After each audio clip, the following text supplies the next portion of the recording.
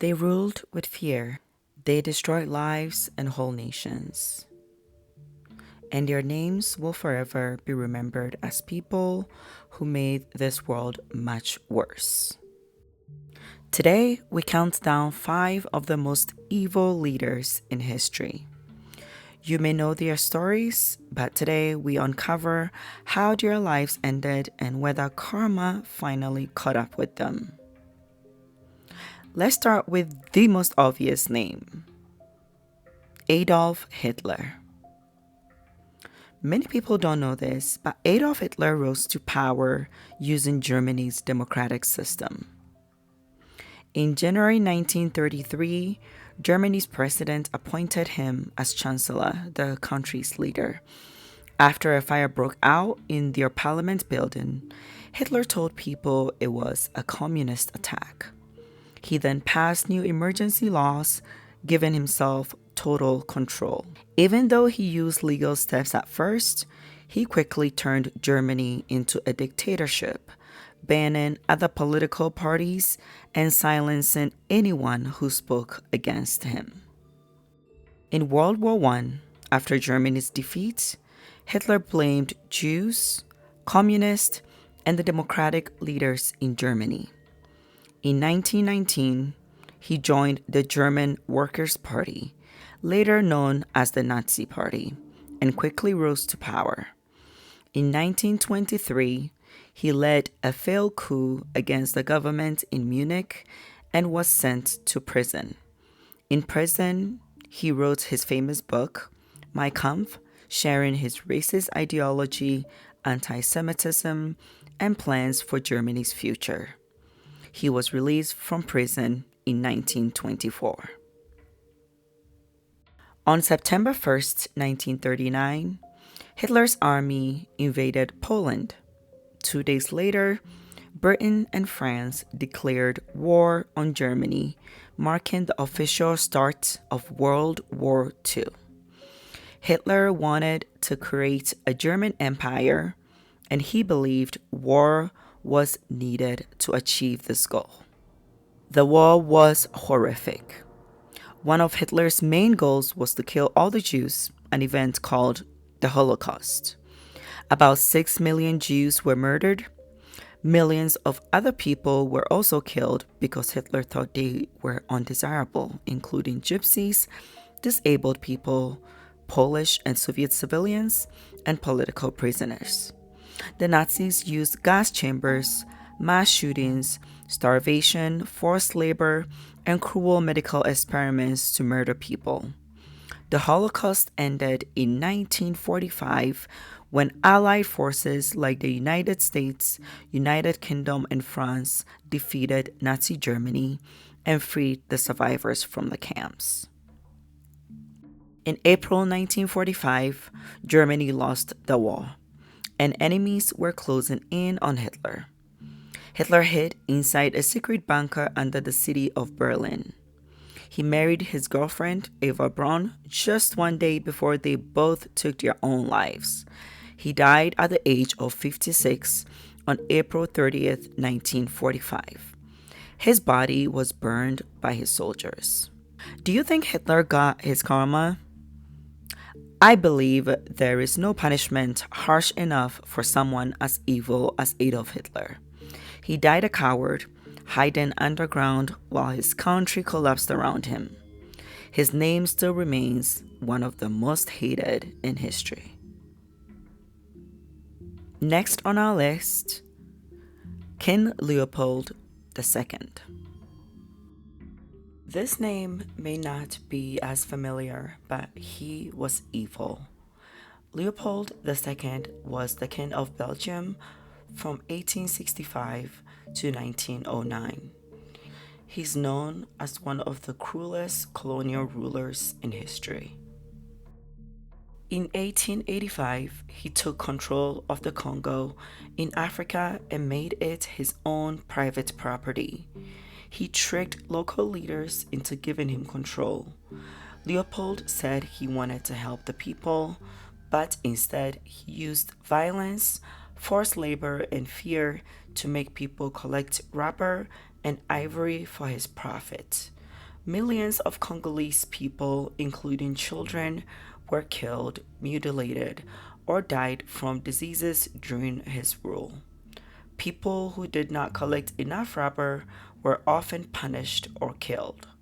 About 10 million people died under his brutal rule. Things became so bad that in 1908, Leopold was forced to give the Congo to the Belgian government. He died shortly after of natural causes on December 17th, 1909, at the age of 74 in Brussels, Belgium. Did he get his karma? Absolutely not. Leopold was never punished for his crimes in the Congo. He remained king until he died, and many Belgians still saw him as a hero at the time. However, he faced a lot of criticism from other countries. Activists, journalists, and missionaries exposed the horrors that the Congolese people suffered under his rule. After his death, his reputation got worse, and in recent years, many statues and memorials of Leopold II in Belgium have been removed. Let me know in the comments, what punishment do you think this monster deserved? 3. Pol Pot. Pol Pot was the leader of the communist Khmer Rouge in Cambodia. He came to power in 1975 and tried to create a communist paradise, but it quickly became a nightmare. Pol Pot wanted Cambodia to become a farming country with no rich or poor people. To do this, he forced people who lived in cities to move to the countryside. The government ended the use of money, and people were not allowed to buy or sell things. Everyone had to wear the same simple clothes.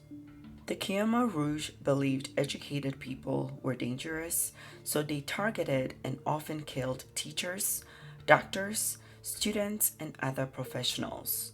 Many were sent to prisons or forced labor camps where they died. Most historians estimate that 1.7 to 2 million people died under Pol Pot's rule. That is 25% of the population of about 7 million people at the time. On December 25th, 1978, Vietnam invaded Cambodia. Their army moved quickly and captured Phnom Penh, the capital, ending Pol Pot's government. After the invasion, Vietnam put in a new government called the People's Republic of Cambodia to replace the Khmer Rouge. After his government fell in 1979, Pol Pot escaped into the jungle of Cambodia with the rest of the Khmer Rouge regime. He continued to lead the Khmer Rouge from the jungle for many years, even after losing control of the country. In 1997, Pol Pot was arrested by his own Khmer Rouge followers during internal conflicts. How did Pol Pot die, and did karma come for him? He died in 1998 while under house arrest from a heart attack. So unfortunately, no. He died a weak and powerless man, but he never got justice for the pain and suffering he caused to the people in Cambodia. He died without ever facing trial for his crimes. 4. Idi Amin. Idi Amin took power in Uganda in 1971 in a military coup. He was a very cruel leader and ruled until 1979. People called him the Butcher of Uganda. In 1972, he made about 60,000 Asian people leave the country and gave their businesses to his friends. This caused Uganda's economy to fail. Amin also attacked ethnic and political groups he thought were dangerous. He may have killed between 300,000 and 500,000 people. Stories of torture and executions made people very afraid. He was also known for strange actions like keeping the heads of his enemies. Amin gave himself self-important titles such as Lord of all the beasts of the earth and fishes of the sea and conqueror of the British Empire in Africa. In 1979, he was overthrown after Tanzanian forces and Ugandan exiles invaded the country. He fled to Saudi Arabia, where he lived in exile until his death in 2003. Amin never showed remorse for his actions. Did he receive his karma? No. Reports show that Idi Amin lived a very comfortable life in Saudi Arabia. He was given a house, money, and security by the Saudi government. He just had to stay out of politics. He lived there with some of his wives and children, went to the mosque regularly, and lived a relaxed life. While he was no longer powerful, he was not punished or forced to live in poor conditions. In short, he lived peacefully and comfortably until his death in 2003 at the age of 78 from kidney failure. And the last on our list, Kim Il sung. I'm sure you've heard about the Kim family dynasty of North Korea. The one who started it all was Kim Il sung. Kim Il sung became the first leader of North Korea in 1948. In 1950, he invaded South Korea in an attempt to join the country under communist rule. He failed in his goal, but still led the North and turned it into one of the most isolated and controlled countries in the world. Under his rule, his regime filled the country with propaganda. It controlled not just what people did, but also what they thought. Kim Il sung forced the people to worship him like a god. He was called the supreme leader. His pictures were everywhere, and children were taught from a very young age to love him without question. They believed in several ridiculous propaganda, including that he could never die. If you spoke out or questioned him, you could be sent to a prison camp.